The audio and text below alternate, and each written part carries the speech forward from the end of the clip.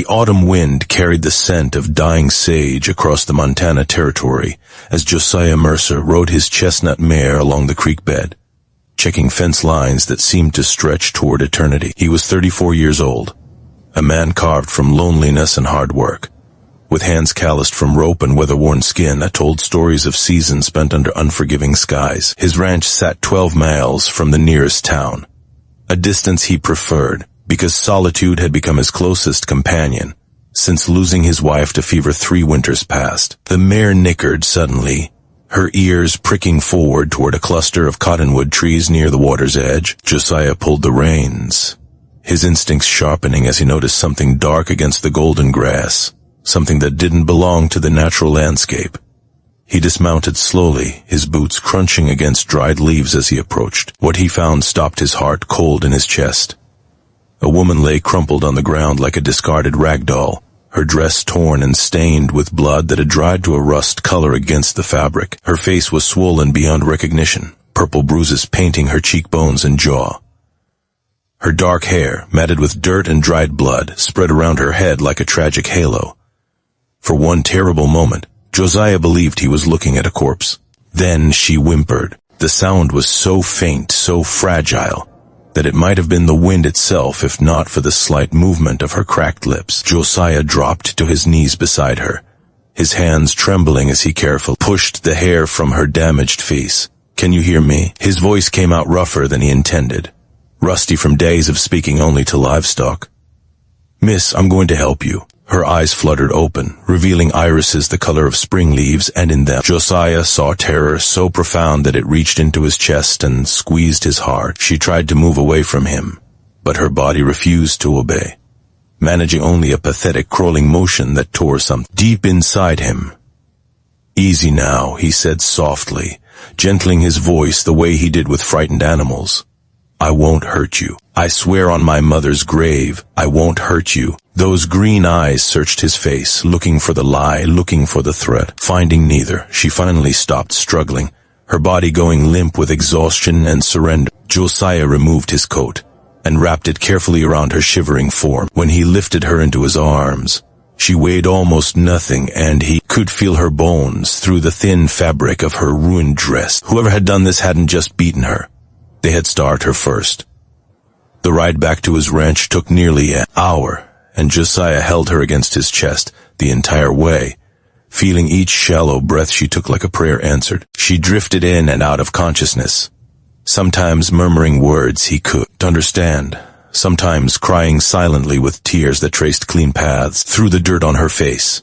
He carried her into his modest cabin and laid her on his own bed, then rode hard to town to fetch Doc Patterson. The elderly physician arrived 2 hours later, his face growing grimmer with each injury he catalogued.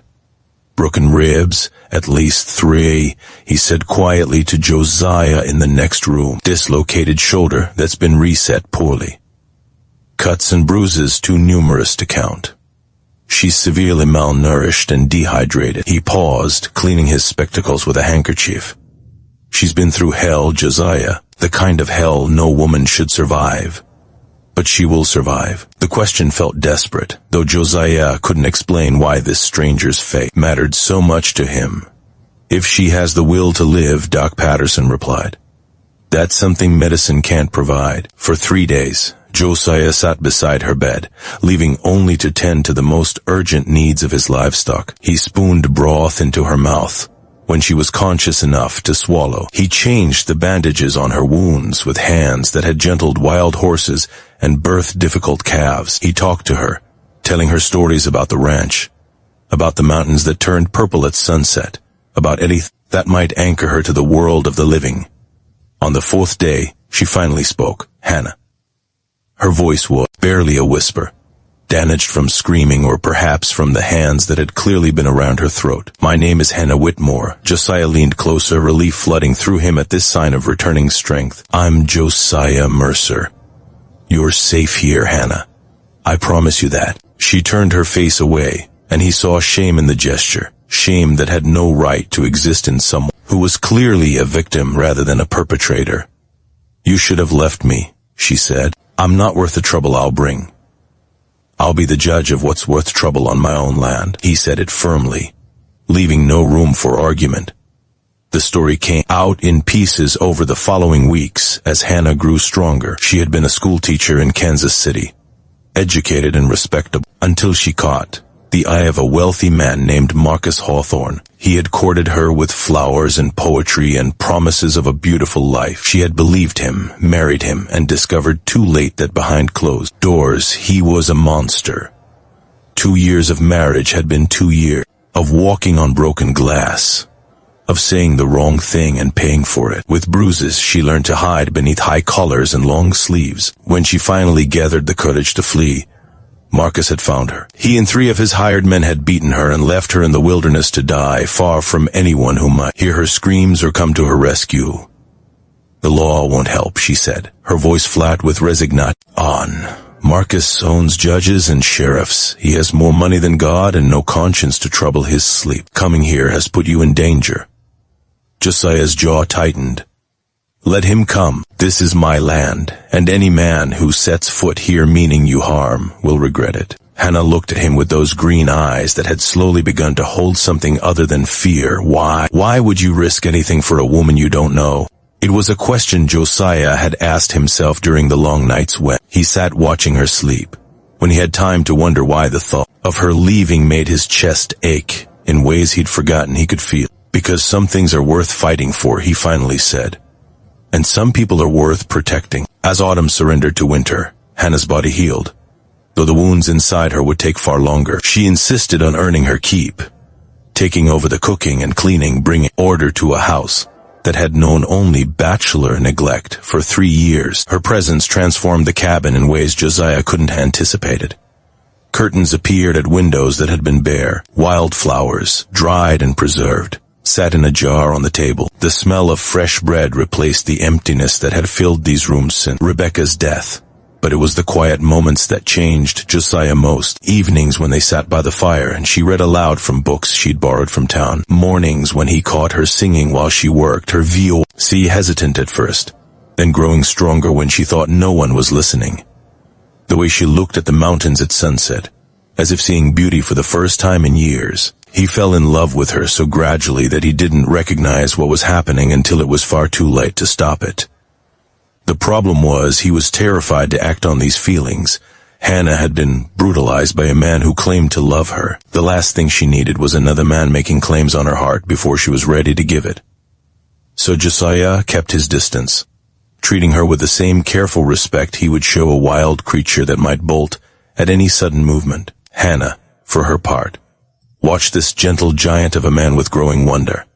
She had believed, after Marcus, that she would never trust another man as long as she lived. Yet Josiah had proven that belief wrong with every patient gesture, every kind word. Every night he slept on a bedroll in the barn, without complaint, so she could have the bed and the safety of locked doors. It was January, with snow piled high against the cabin walls, when Marcus Hawthorne finally came. Hannah was alone in the house, Josiah having ridden out to bring hay to cattle stranded in a distant pasture. She heard the hoofbeats first, then the voices, and her blood turned to ice water in her veins. Marcus hadn't changed. He was still handsome, still polished, still wearing the smile that had fooled her into believing he was a good man. He walked into the cabin like he owned it, flanked by 2 men with guns on their hips. "Did you really think you could hide from me?" His voice was pleasant, conversational, and all the more terrifying for it. "I've spent considerable resources tracking you down, Hannah. You've embarrassed me in front of important people. That requires correction." Hannah stood frozen by the stove, her hand inches from the iron skillet that was her only potential weapon. "I'll never go back with you. I'm not here to take you back." Marcus removed his gloves slowly, finger by finger. "I'm here to finish what I started. No wife of mine will make a fool of me and live to tell about it." He moved toward her, and Hannah grabbed the skillet, swinging it with all her strength. Marcus caught her wrist, twisting until she cried out and dropped the pan. His fist connected with her cheek, and the familiar pain and the familiar helplessness crashed over her like a wave. But then the door exploded inward. Josiah stood in the frame, snow swirling around him like a cloak of white fury. He had heard the strange horses when returning from the pasture and had approached the cabin on foot, his rifle in his hands and his heart in his throat. "Get your hands off her." His voice was quiet, controlled, and more dangerous than any shout could have been. Marcus's men went for their guns, but Josiah was faster, dropping the first with a shot to the shoulder before either could clear leather. The second man, seeing his companion fall, raised his hands in surrender. Marcus released Hannah and stepped back, his cultivated composure cracking slightly. "This is a domestic matter.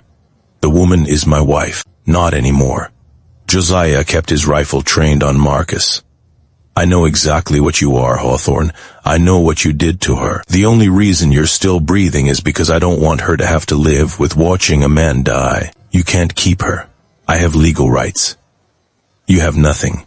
Josiah's voice cut through the cold air like a blade. "What you have is one chance to walk out of here and never come back. Take it, or I'll bury you so deep in these mountains that the wolves won't even find your bones." Marcus looked at Hannah, then at the rifle that hadn't wavered an inch, then at his wounded man bleeding on the floor. He was a bully and a coward, as most bullies are, and he recognized in Josiah's eyes the one thing he'd never seen in his own mirror, a man who would die before letting harm come to someone he loved. "This isn't over," Marcus said, but there was no conviction in the words.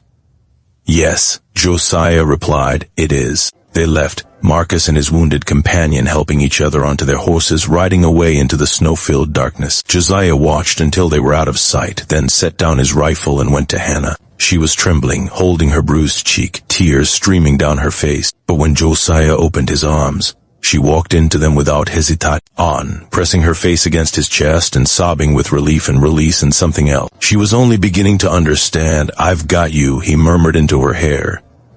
"I've got you, Hannah.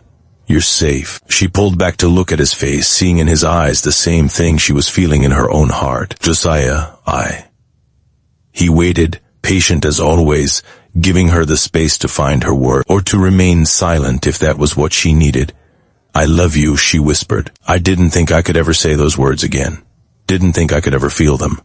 But I love you, Josiah Mercer. I love your kindness and your patience and your gentle hands. I love the way you talk to your horses and the way you look at the sunset. I love that you gave me back the part of myself I thought was dead forever." Josiah cupped her face in his hands, careful of the fresh bruise, and looked into those green eyes that had haunted his dreams for months. "I've loved you since the moment you opened your eyes by that creek bed. I've loved you through every step of your healing, and I'll love you through every step of whatever comes next.